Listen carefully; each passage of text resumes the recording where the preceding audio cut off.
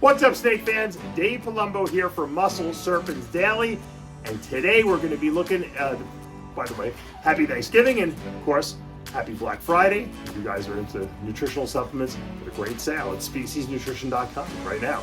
Check it out. But anyway, getting back to snakes, today we're going to talk about Scoria boas. I love scorias. I know a lot of you guys out there love them too. I have a lot of different combinations of scorias, so I'm going to show you some potential gene interactions and how they kind of mesh with each other. I've done videos like this in the past, but it's it's breeding season now, so people are trying to think about what they want to put together and what they want to make. I'm no different than everyone else, so let's take a look and see what these different scorias do with each other. Now, the Scoria gene itself, for those of you who might not know, is an incomplete dominant, as far as we know. We think there's a super form. Donald Rowland is convinced he's produced some super Scorias. They don't seem to look any different than the one copy of the Scoria gene. So in that sense, they're kind of like pinstripe ball pythons. The super form will give you a homozygous animal, but it doesn't look visually any different. And so when we talk about how an animal looks versus what genes it has, the genotype is the genetics it's made up of, the genes. The phenotype is how it looks. And we're going to see the difference in scorias, how they express different genes and how they look different versus what genes they're actually carrying. So let's take a look. I think we got some cool stuff. Here's a really nice Scoria that I have. I've been growing up. Maybe she'll breed this year. Hypo Jungle Scoria that's het for sharp albino. Tried to breed her last year, she didn't go. I saw a lot of locks and she just never produced anything, so we'll see this year. She's been eating. She's kind of like she's like a little on the slower side in terms of development. I don't know, but hopefully we'll see her do something this year. I'd like to see that. It'd be awesome. I'm going to show you a bunch of Scoria babies I have that are really cool, and that's what today's video is about. So here's an adult. Let's take a look at some babies.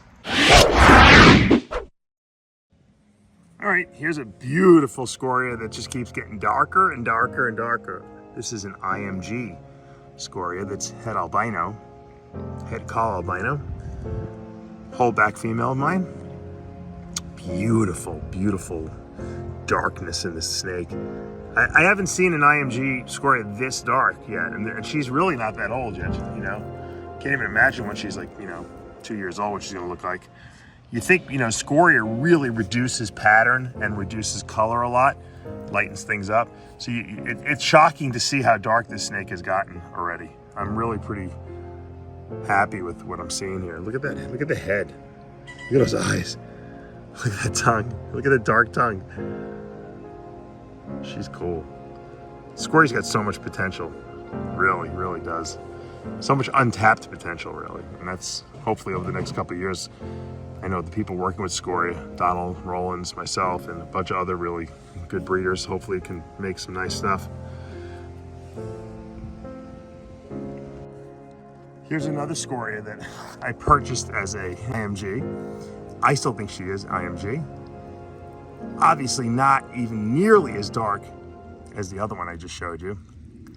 And, well, this is a male actually. And, but exquisite looking. One of the nicest Scorias I've ever seen.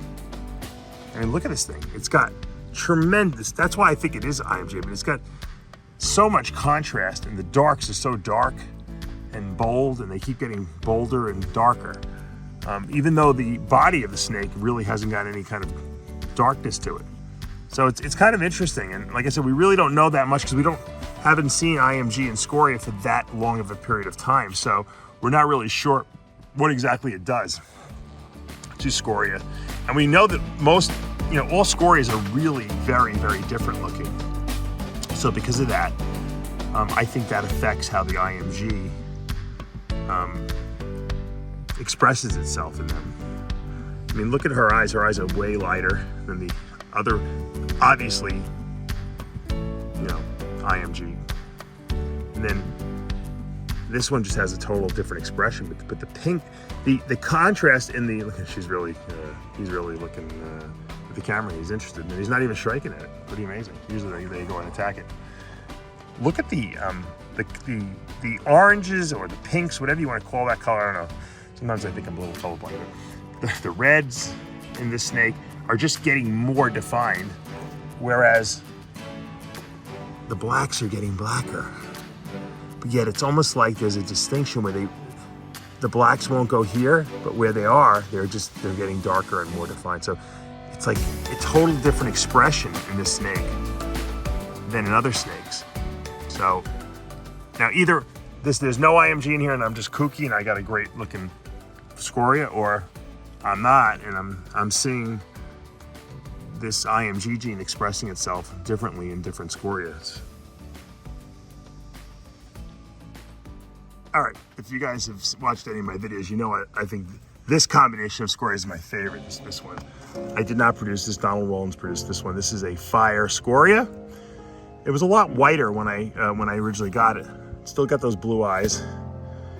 And this coloring has gotten more of a purpley tone to it, and where it was more whitish when it was first born, which it was almost like the fire was looking super fire-ish almost. Like the Scoria and the fire almost had like some kind of an interaction with each other. You call that epistasis, how genes interact. They seem to interact really well and really lighten. It's an interesting color. It's hard to explain it. Like I said, it looks, if you look here, it's like very purpley colored. The eyes are definitely blue. And you can get a nice, let me see if I can get a nice little shot of these eyes. And you can see they're really well tempered, these Scorias. When they were real babies, they were a little bit of pain in the necks, but they really calmed down a lot. They're gorgeous. Very reduced pattern, obviously, from that fire, and reduced coloring in the Scoria. And this little boy, hopefully, will be breeding next year for me, maybe, because I want to make more of these. Matter of fact, I like this combination so much that I've actually paired one of my fire diamonds with a regular Scoria female I have. Hopefully, maybe this year we can make some. I don't know if she's going to go, but if she does, that would be great to make some more of these.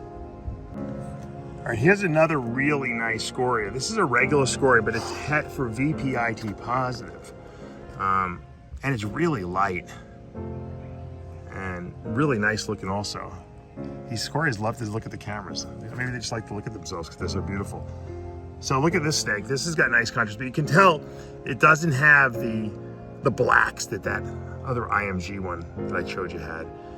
It is light and it does have darkness, but it's not super dark. Now, if you look at this one compared to its sister here, these are both females. This one is beautiful. She's a hypo.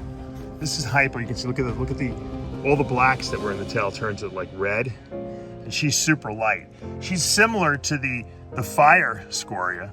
She's got the light eye, but she doesn't have that purple color to her. She's got more of a reddish, like a light pink reddish color to her, which is consistent with hypo gene. You know, the hypo gene makes things look reddish.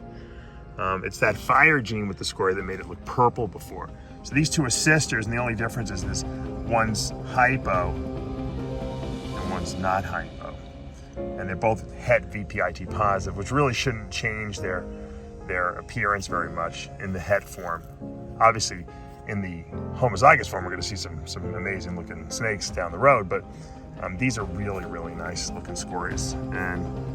But you can see the difference. You know, they're hypo gene, beautiful. I love the tail. I love the paint, the reds in there. And this is just pretty much a regular Scoria looking Scoria. Visually, it's not genetically normal, but visually it is, or phenotypically, as we say. But obviously, there's a lot going on genetically there. So there's a difference between the phenotype and genotype. Genotype defines what genes are in there. So if they're het, you know, for VPI, that would be the genotype. Phenotype is what it looked like. These snakes look differently because there's a visual hypogene in this one and there's not in that. But you can't tell anything phenotypically or visually, given the fact that they're both het for T positive. So, two beautiful Scorias. Now here's the third sister. Okay, I didn't take her outside, kept her inside, and she's gorgeous too. And she looks totally different than the other two. With the nice, like I said, light blue eye. This is a hypo Scoria het VPIT positive. Once again, all three. Once again, Scorias, they just don't look the same, which is something that's really cool about them. They all express that Scoria gene just a little differently. And then when you add other stuff, it changes, you know, the interaction of the Scoria with the other gene. In this case, the hypo gene. Really nice reduced tail. Very reduced body. Almost patternless, this thing. Just a couple little spots here and there. Now we want to just infuse this with more color, and that's why the T positive would come in.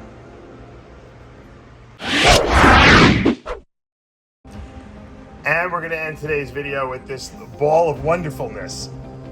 Trying out something for the first time. This is my Scoria female that's para-het. That means she's either het for sharp albino or het for boa woman caramel T positive. She's also het for blood. She's got some insane little markings. She looks like she's from like the Egyptians. Put some Egyptian hieroglyphics on her. And I got her with two different males here. And I'm doing a breeding bowl. I don't know if it's called a breeding bowl with boas, but you know, sometimes Jeremy Stone does this a lot with his boas. He'll put two males in and see who breeds the female. They're all young, even the females, even though she's got good size. She's a little on the younger side. So she's a little over 3 years, and the male is, you know, just almost 2 years, and so is the other one. So they're all young.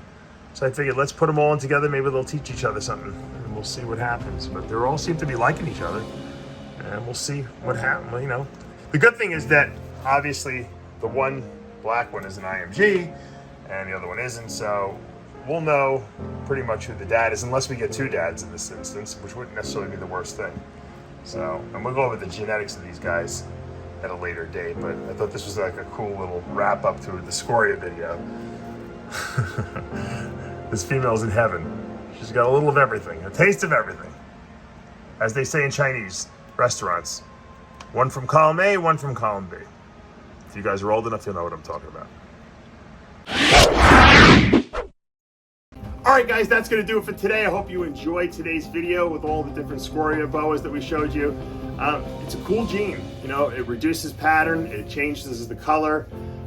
They're very, very different looking than any other boa out there. They're still kind of rare in the sense that a lot of people don't have a ton of them, and there's still so much to do with them, and that's what makes them super exciting. So if you guys are interested, I do have some available. Some are on Morph Market, some are not. You'll have to hit me up. I haven't listed them all. Also, we have some good, hopefully nice pairings for the coming year, and hopefully we can produce some cool stuff. I hope you're having a great weekend. Enjoy the rest of your Thanksgiving Day weekend, and hopefully you'll do some great shopping on the Black Friday sales. For now, though, you know what to do. Hit that subscribe button, turn on your notifications, hit that like button. I'll see you back tomorrow morning.